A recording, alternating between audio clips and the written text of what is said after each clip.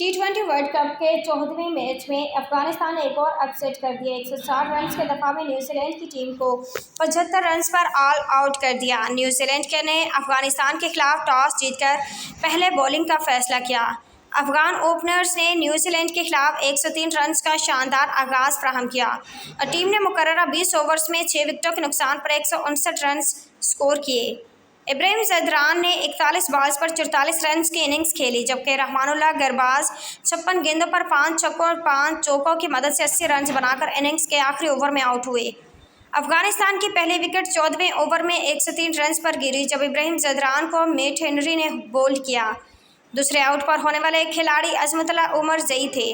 वो 13 गेंदों पर 22 रन बना सके। उनके बाद आने वाले मोहम्मद नबी खाता खोले बगैर वापस पोलियन चले गए। कप्तान राशिद खान 6 के स्कोर पर रन आउट हुए। 7वें नंबर पर बैटिंग के लिए आने वाले गुलबदीन नायब कोई रन न बना सके, जबकि करीम जन्नत और नजीबुल्लाह ज़दरान एक एक रन बनाकर नॉकआउट रहे। जो अफगान टीम ने मुकर्ररा 20 ओवर्स में 6 विकेट के नुकसान पर 159 रन स्कोर किए। न्यूजीलैंड की जानब से ट्रेंट बोल्ट और मैट हेनरी ने 2-2 विकेट ली, जबकि फर्गूसन 1 विकेट हासिल कर सके।